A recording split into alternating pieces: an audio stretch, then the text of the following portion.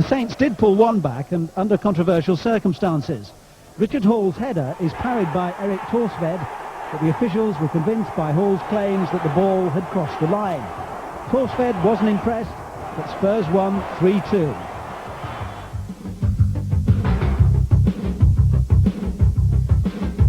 Norwich City paid almost $1 million for Darren Beckford, the Port Vale striker, but Dave Bassett's budget doesn't stretch that far. Nevertheless, he was still hopeful of a better start than last year, 16 games without a win. Brian Deane caught England manager Graham Taylor's eye last season and won his first international caps on the tour of Australia.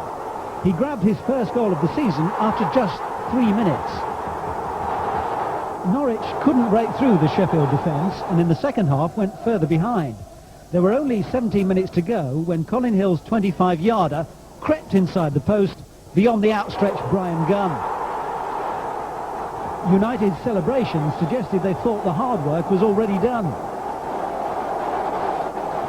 But within a minute, Norwich had struck back.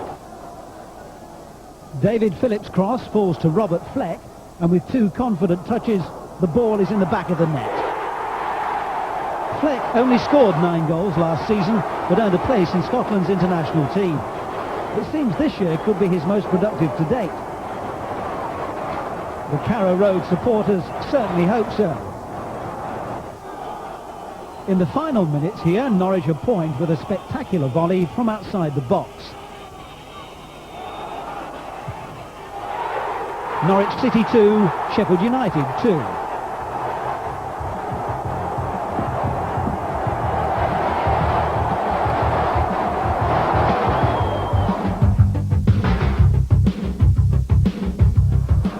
Liverpool had a rude awakening at Anfield. 8 minutes in, and Earl Barrett put the First Division newcomers Oldham Athletic ahead. The Latics' first goal in the top flight since 1923. But Graham Souness's team didn't panic, and 7 minutes into the second half, a slice of good luck for the £3 million man Dean Saunders. John Barnes gets possession, and his cross is met by Ray Houghton. 1-1.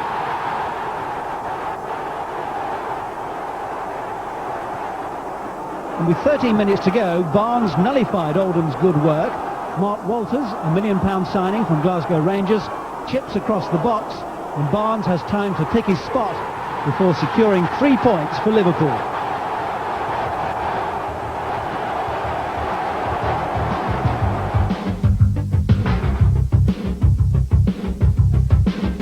It's 25 seasons since Manchester United won the league title, but they have big ambitions this year.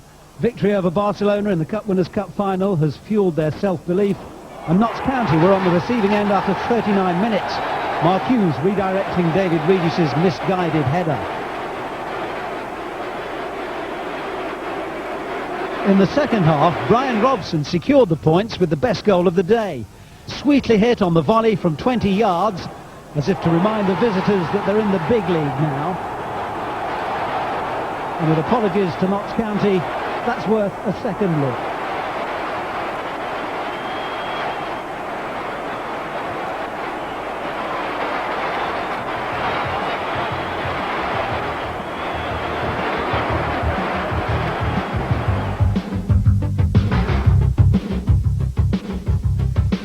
Perhaps the biggest gamble of all the close season investments was the £2.5 million Manchester City paid Wimbledon for their centre-half Keith Curle.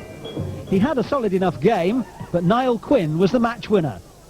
City's first attack of the day, Quinn beaten here, but he was soon back on his feet.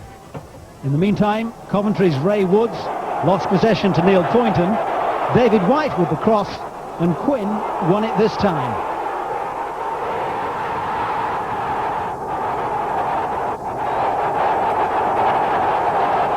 Coventry City were a big disappointment to their home crowd, and after Stuart Robson collided with Steve Ogrizovic, only Trevor Peake's outstretched foot stopped them going further behind. But the game was already lost.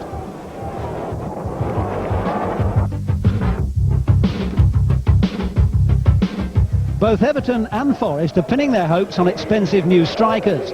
Peter Beardsley made the short trip from Anfield to Goodison Park for a cool £1 million, while Brian Clough paid Millwall twice that amount for Teddy Sheringham to partner his son Nigel up front. He also splashed out 1.4 million on the central defender Carl Tyler from Barnsley, and he may have reason to be thankful for that extra cover, because after just 8 minutes, the England international Des Walker was forced out of the game with a strained leg muscle. Early reports suggest Walker could be out for up to 6 weeks. But that could mean it's touch and go for England's next European Championship match against Turkey at Wembley in October. Walker's importance to Forest defence was underlined just before half-time, when their failure to clear a loose ball let in Robert Warzeka wide and unmarked. His low cross deflected into his own net by Stuart Pearce. Warzeka tried to claim the goal, but there can be little doubt that the ball wouldn't have beaten Mark Crossley without Pearce's intervention.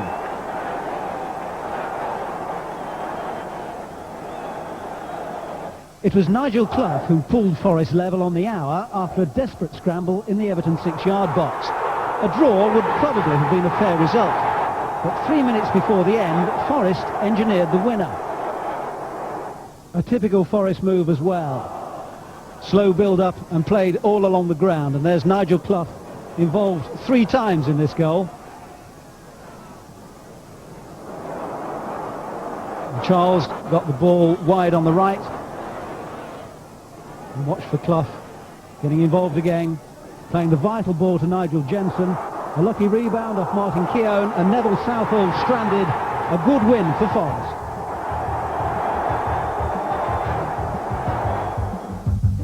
So a difficult start for several of the fancied teams, only Manchester United winning with any degree of comfort.